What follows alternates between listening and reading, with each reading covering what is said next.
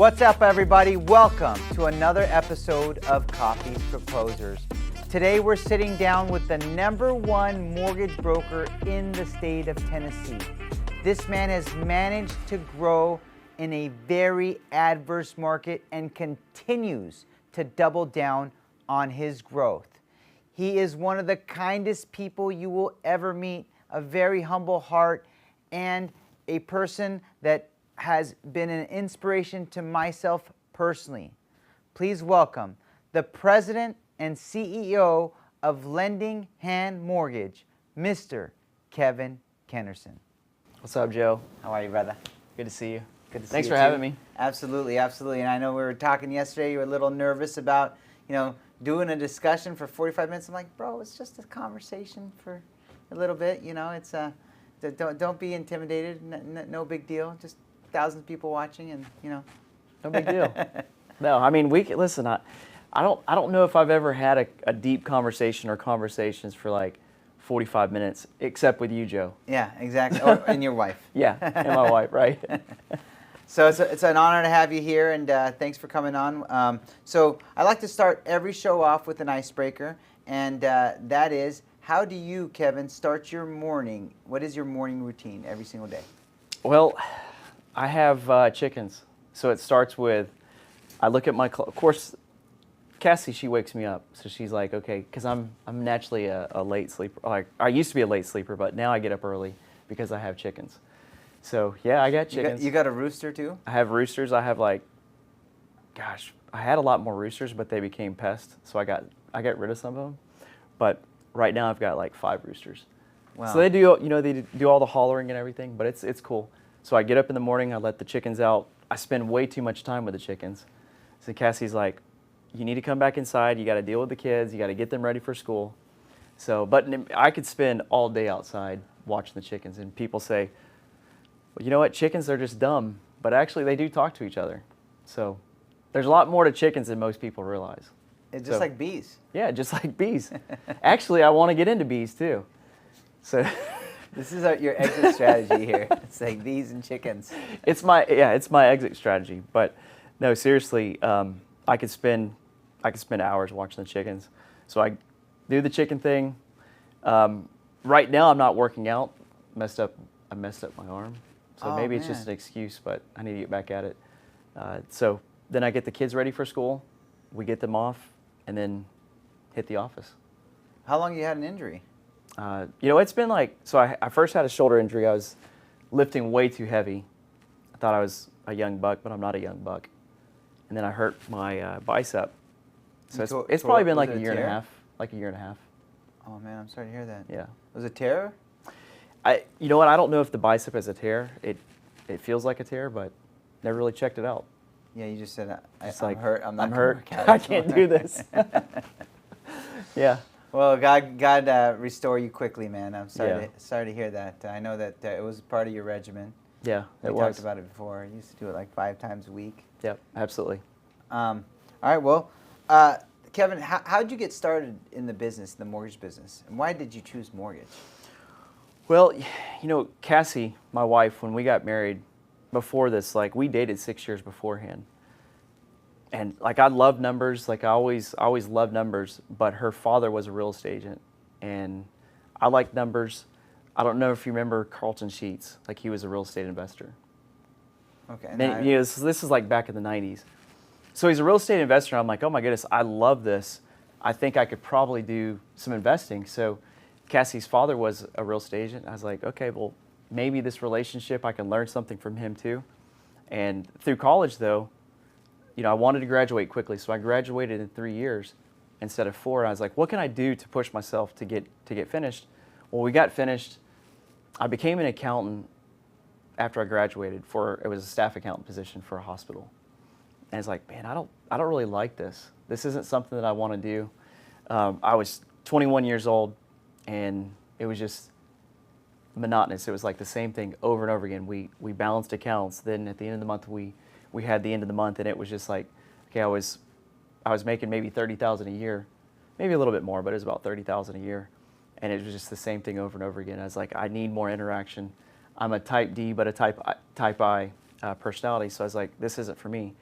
And my cousin Amy, she was in the business too. So I was like, a real estate originator. And I was like, you know what, maybe that's something that I could do. So in 2003, I got into the business. And you just cold calling leads, or what were you doing? No, you know what, I didn't know that you could cold call. All I did is I went after real estate agents. So You've never done anything other than real estate agents your whole career. That's it. Now you dominate that space. Yeah. So I was like, I beat the streets. I walked the streets. It was just old school. It was like, all right, let me come say hi to you, shake hands, kind of tell you what I did. Of course, I didn't really know exactly what I did, at the time. I was just like walking the streets and set up as many appointments as I could.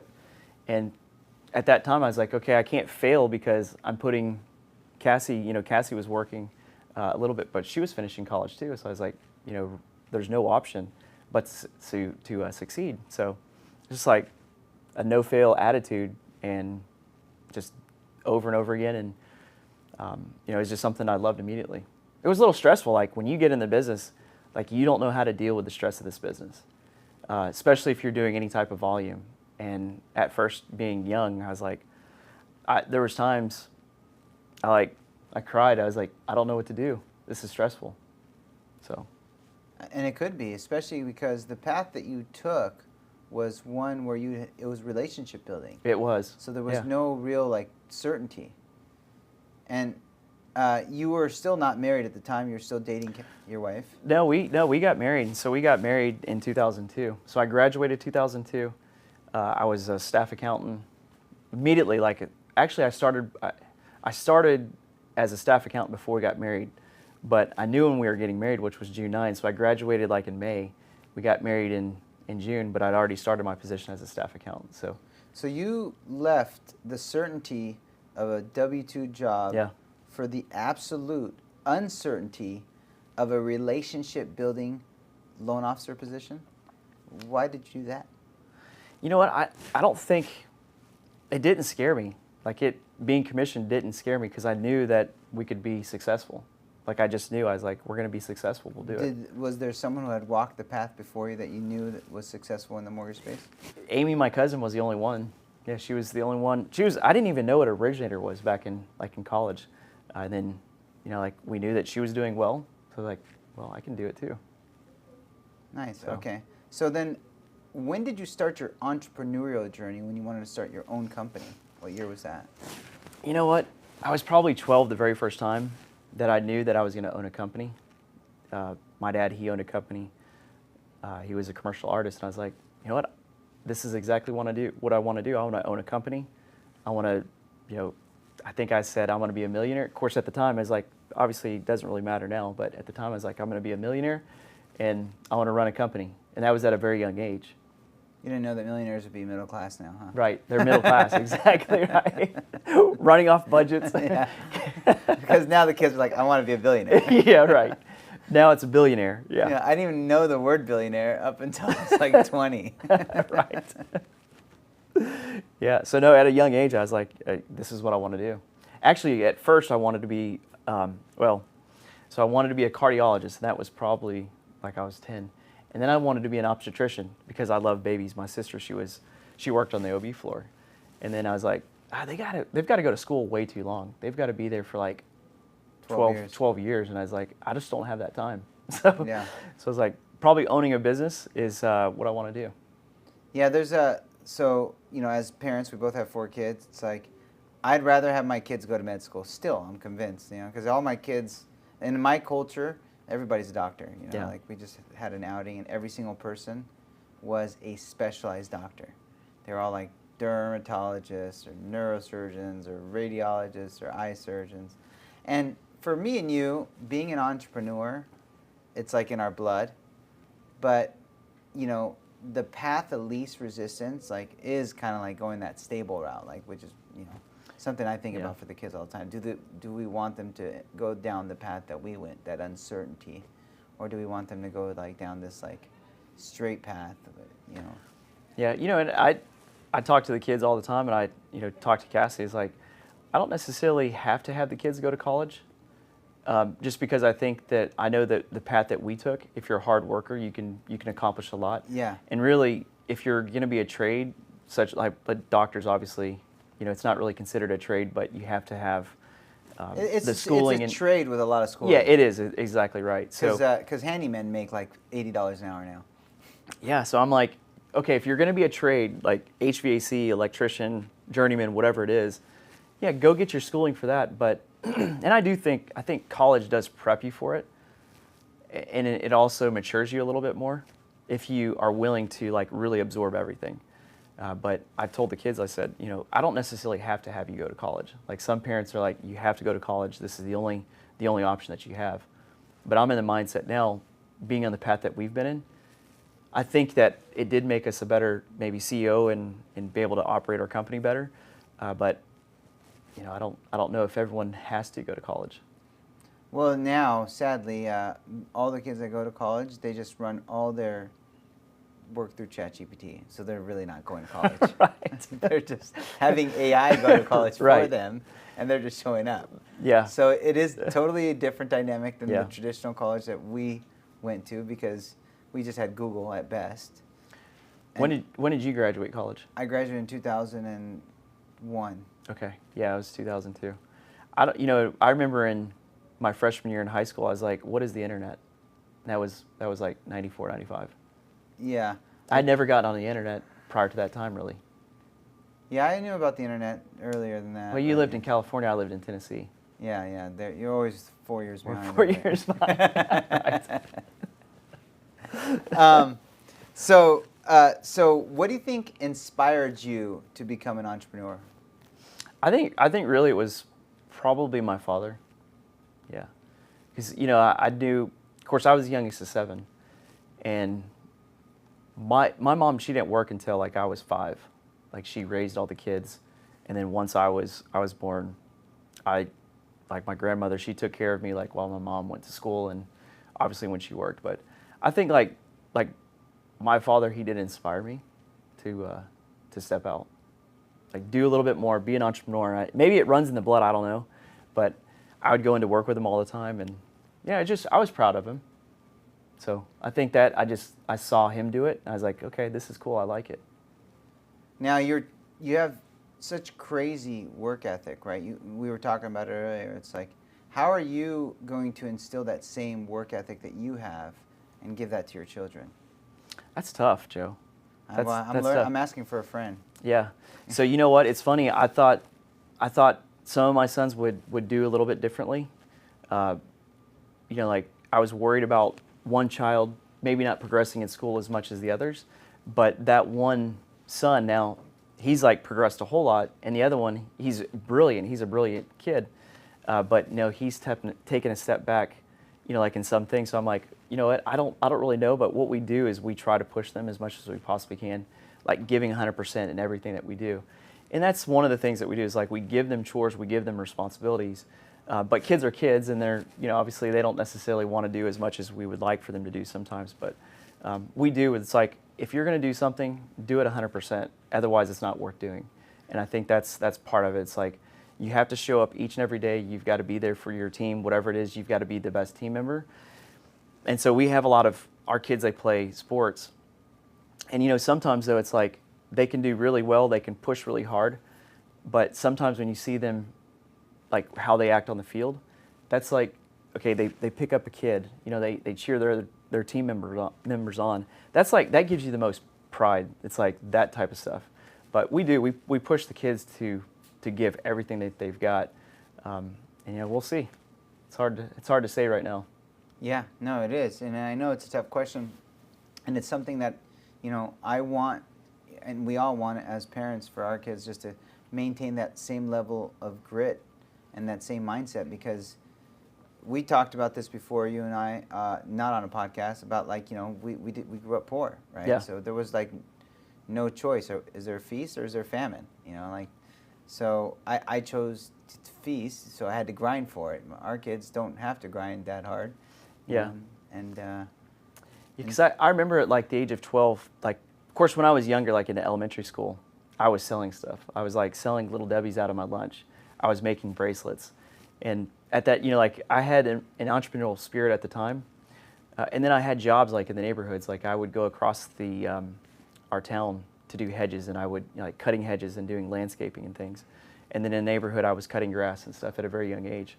And it gave me, like, I enjoyed it. Like, I like pushing myself. It created that entrepreneurial spirit. My wife makes fun of me because I always say, oh, that was one of my first jobs. It was like Chuck E. Cheese, and then I was like a ice cream scooper at Thrifty's, and it was like I had like 4 jobs by the time I was 15. Like, fired from all of them. But Fired from them? Yeah, Oh, yeah. Thrifty's. I was Chucky at, I was a traveling like Power Ranger, type guy that would show up to birthday parties. That makes sense.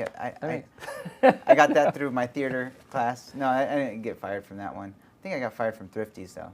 Yeah. I think I was giving away ice cream. But you have a good heart. Yeah. So they're like, you're not allowed to give away ice cream. I'm like, oh, he's a nice guy. Didn't have any money. I was 15. I think I was 14 when I had that job. Your parents would be proud of you for giving away ice cream. Yeah, exactly. Yeah. They weren't proud that I lost my job. It's $4.25 an hour, Yeah, isn't that crazy how those wages? When I first started, my first job was a laundry. Like, we folded laundry. It was like $3.55 an hour. Yeah, I know. It's like, I don't think I can get the kids to do anything for that small wage. It's like it takes a 20 for them to rub your feet. Yeah, my wife, she'll be like, "Will you scratch my head, do my hair, like rub my feet?" And literally, you'd have to give them a 20 to make them do it. Actually, my daughter, she'll do it for free, but the other ones, God bless the girls. They're so much nicer than boys. They are. The boys like $200. Yeah, they're working deals. Yeah. Daughter will do it. She's just so sweet. Yeah. So you've managed to really like navigate really tumultuous and tough times, a lot of adversity. What do you think has been the source or the mindset you've had to have to overcome these tough times, especially the last couple of years? I think just like we stay really positive. My wife and I, like, we just stay really positive. And it's like, really, if you're positive, you can accomplish so much. And we're like too small to really fail. Like, I think it's just been having a positive attitude and, like, seeing stuff like what we went through growing up. We can do this. Like, it's not an issue. And actually, through the harder times, like the last housing crisis, that's when we did the best. And like this last couple of years, we've done the best. And it's just like, you've been growing in the last couple of years. Just pushing yourself, like, okay, let's not stay complacent. Let's evolve. Let's get better. And I think really we do, like, you hear it so much, but we do embrace the challenge. It's like, I want to do more. I want, like, we're going to do this. We're going to make it through this. We're going to thrive through the downturn. And that's exactly what we've done. And it was even the last time, like through 2008, 2009, through 12, it's like, okay, we did really well. And so many people, they didn't do well, but it was just because we were positive. And we're like, this is something that we can do. Let's reinvent ourselves in a way. Like, we're going to create new techniques. Let's just create a drive that no one else can match and show up each and every day. Like, there was times, like, unfortunately, I don't remember my daughter as a baby. That's the sad part about it, because we were working so much. And it was like, we would get up at 6 o'clock in the morning, go to bed at 2 o'clock at night. And it was like that for like 2 years. So just working hard. Yeah. One thing I noticed is you have some great talent here visiting with you. How are you fostering talent at Lending Hand? How do you continue to foster talent there? Yeah, with talent, you can show them the way, and you can continue to lift them up, and you hope that they would follow like some of the things that like you do, that I do. And when they do, it makes you really proud, and like obviously commending them on that success as well. Now, the mortgage landscape has changed significantly over the last couple of years. What do you foresee on the horizon? Because you're on a different, you do business totally different than most mortgage companies.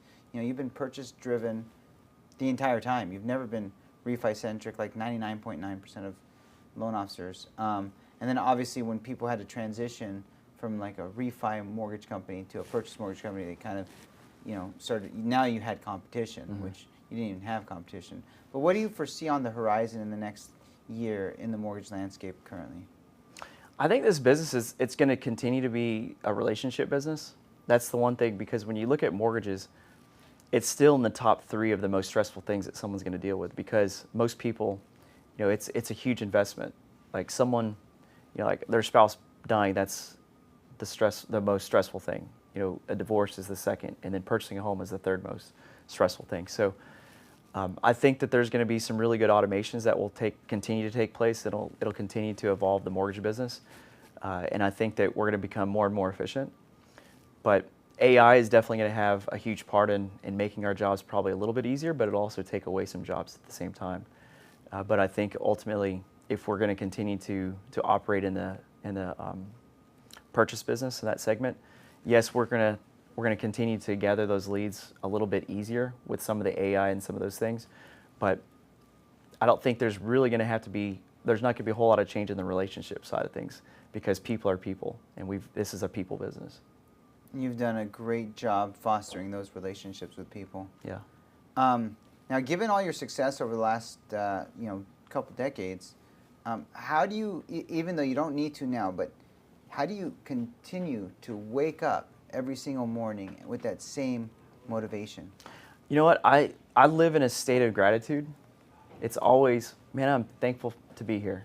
I'm thankful to be able to see. I'm thankful to be able to walk and run and all these things, to taste food. And it's like, I think if you just stay in a state of gratitude, it makes things in life a lot easier. It really does. And that's just where I try to stay. It's like, okay, you know what? I'm kind of tired this morning, but let's push it. Let's get it. Let's push it up a notch. It's one of the things I love about you, Kevin. It's like you've always been one of the most sincere, kind guys, like kind, humble spirit. That's always just got a smile on his face. It's like nothing's going to like let you down. Like no market adversity, no drama, no gossip, nothing like phases you. Like that's the reason I think which we can attribute direct correlation to your success. Yeah, I think staying positive, that's huge, and just keeping a smile on your face. I wish people could all just embrace that. And we just replay this. We're going to replay this back for everybody to hear that. Now, right now, like, do you think that Lending Hand is taking a lot of risks, big risks, or are you guys staying risk adverse? I think we're kind of staying in the middle a little bit. Yes, we're exposing ourselves a little bit more, but I think it's all like the risks that are not too risky. We can continue to grow. Like, there's a lot more room for us to grow, and that's what I'm excited about. Like, we're putting ourselves in a really good position. That if someone will just, like, I'm stepping out of the business just a little bit more, like, not on the origination side of things. Like, I still originate as well, but we've built a really good team out. But we're doing things that I think in our business that other companies aren't doing. And like while others are taking notice of it, I don't think it's as easy sometimes just to replicate, because it does take so much personal time. Yeah. Like, it's scalable. Yes, it's scalable, but you still have to have the people that are willing to do it. Like if they're not willing to have these conversations and have the heart to have the conversations that we're having and helping the way that we help, you can scale it in a way, but you can't, it's difficult still to complete our process. So, I don't know, I think the risk, though, we could definitely step it up a little bit, and I'm excited to see what the next couple of years hold for us. And do you think, like, so are you going to always stay relationship purchase driven? Are you going to add any more variations of verticals, refi, HELOCs, investment properties, DSCR? Are you just honed in and just dominating purchase? And that's great. That's worked well for you. Yeah. I just want to know if you're planning to expand in other verticals. And that's part of it is expanding in other sections. While we do love the relationship side of things, we still want, that's the aspect that we want to continue to grow in. Like, I have friends that, we all know them, they only do refinance business, and they would love to get into purchase business. They just don't know how. They just don't know how. And I'm on the other side. I think I could probably get into the refinance business, but I don't know how, per se. I can get into it. Refis are just so much easier to get into because Yeah. it's just it's a data buy, but Yeah, then you have to absolutely. have all the systems Yeah. to kind of foster that. And your loan officers who are so used to shaking hands would have to pivot to phone sales, and that's a totally different play as well. Yeah, no, it's absolutely true. But right now we've stepped into the investment side of things. We've stepped into the DSCR. We just don't advertise it as much as we should. We've really stepped up our advertising here, and actually we're beginning to hire more advertising and more marketing than we are sales support. And obviously now that you have the marketing, then you've got to obviously hire more of the sales support. So that's kind of in the phase that we're in because we've built out the marketing so much. Now we're in trouble because we have so much business coming in the door. It's like, okay, we've got to continue to address this concern in it. But I also have my standards of who we hire is also pretty high. And we want to make sure that we vet the right people because sometimes you get the wrong person and they're a little more difficult to get out of, kick them out the door. So when you say standards being high, like let's talk about that. Like what kind of standards are you setting for your employees that you're hiring? I think it's just the expectations. My expectations are pretty high. Like I want things done a certain way. Like I want communication back in 15 minutes. I want emails back in, like 30 minutes. I want these certain things done in a particular way. And I think, so right now when we hire people, I let people know, and those prospects, this is the way that what we expect. Is this something that you think that you could handle? And so I think we're doing a better job setting the right expectations when we hire, because I do expect a little bit more. I think, and it's like, well, why do you do what you do? I was like, well, if we didn't, maybe we wouldn't be as successful as we are because we have high standards. Love that. Now, what do you think? What do you think is the future for Lending Hand? More states, more loan officers, Yeah. more products. Yeah, we've been in slow. So we've been open since 2005, and we've definitely grown, but we haven't grown. We've grown comfortably. And every time I come to like a masterminds, every time I go to UWM, it's like, man, we could do so much more. We have an amazing product. We have amazing people.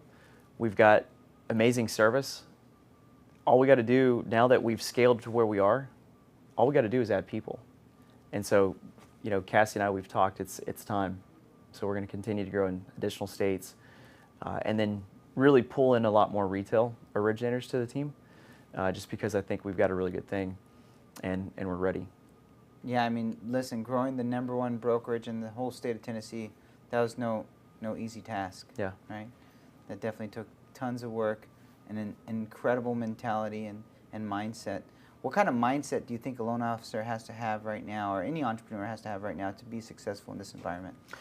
I think you really do have to stay positive, but you have to have short-term memory. Like you have to forget about what happened yesterday. You have to forget about that last call, whether it was successful or not successful.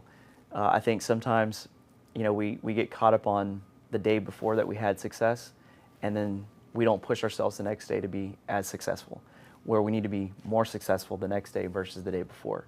And I think that's where a lot of entrepreneurs and originators get caught up. Is like, man, I had a great month last month, and then the next month sucks because they got so caught up on the month before that they can't focus on what they've got to do. It's like, man, we had a great month last month, but it's going to be an even better month the next month. Yeah. And it's like, forget about that success. Yes, celebrate it, but move past it, because you got the next month, the next year, the next 2 years, the next 5 years to really continue to drive your business forward.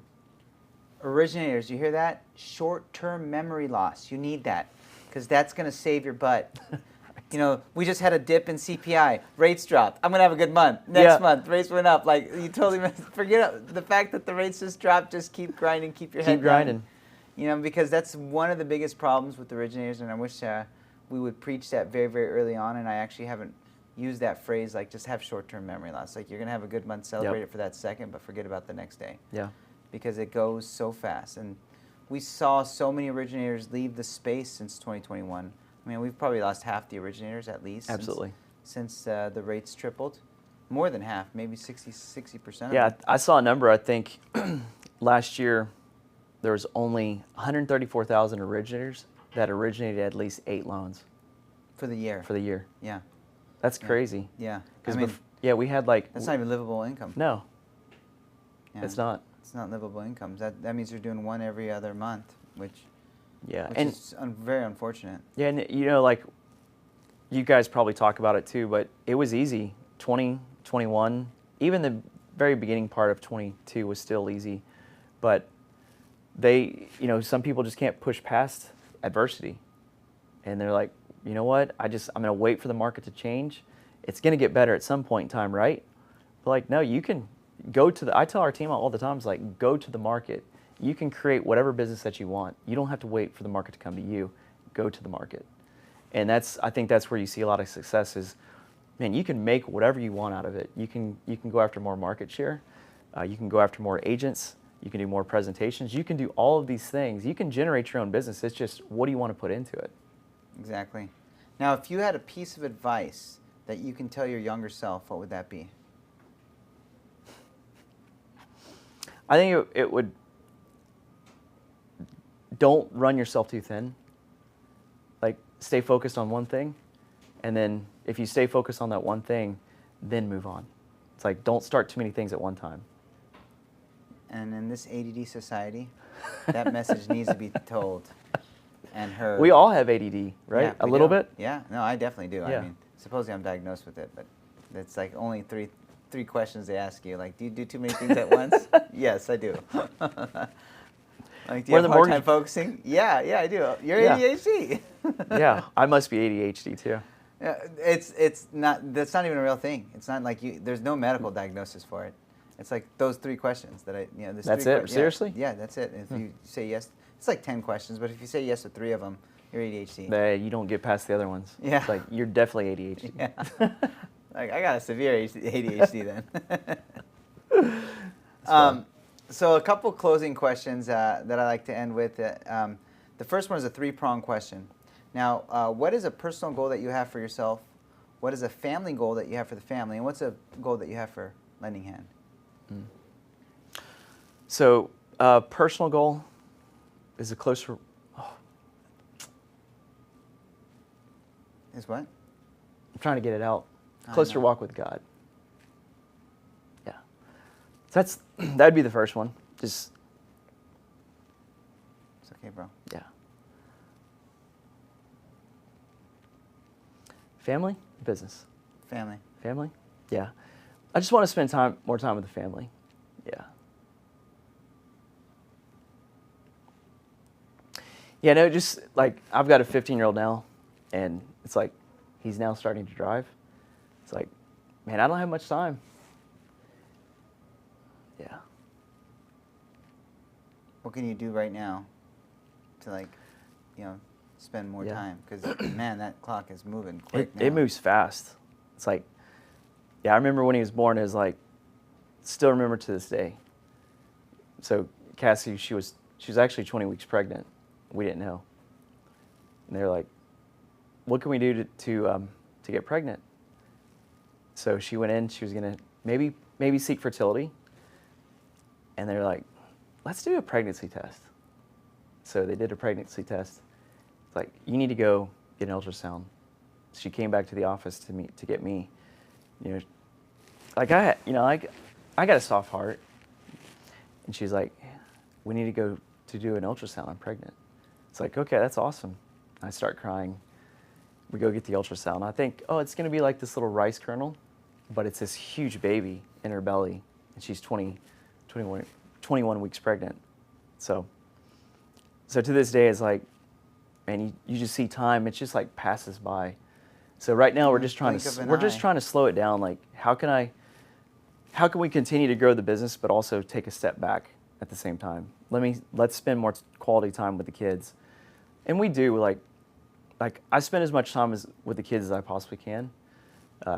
Getting off work to see their games. Like, they all play baseball, they all play softball, they wrestle, like all these different things that they do. So we want to make sure, like, I'm always there for that. But it's just, I want to spend more time with the family. Do those things. Like, we took the kids to Disney, and then we went camping. That summer they had to write about what they did. It wasn't about Disney, it was about camping. It's just spending quality time together, that's it. Yeah, they don't care about the money. No, they don't care about the money. They didn't need the fancy trip to Disney. They just needed a tent and dad. Yeah, that's right. Yeah. So, and then a goal for Lending Hand Mortgage, it would be just to continue to grow. Like, I want I want everyone in Tennessee, I want everyone to know about Lending Hand Mortgage. Because we offer so many great things. We offer great stuff to our agent partners as well. And I think that we're a true partner. But I want to continue to grow. I don't want your success, Joe, with what you've created.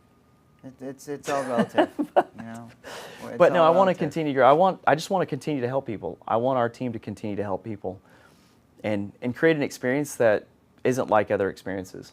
Like this process does not have to be stressful, and that's what we want to continue to create, and just give families that opportunity that maybe they're not given with another company. That's awesome. And one last question: when you're in front of the pearly gates, what do you think God's going to tell you? I think He's going to say I could have helped more people. Like I should have been in like mission work, and I should have done more for His people. You're doing it. I am. I'm doing it. All we can do is keep trying. Yeah. All we can do is keep trying. Kevin, it's been a pleasure to have you, my brother. It's been fun. Yeah, this Thanks, was Joe. awesome. Kevin Kenerson, Lending Hand Mortgage. Check him out. God bless you and the family. I hope you hit all your goals. Thank you, Joe. All right.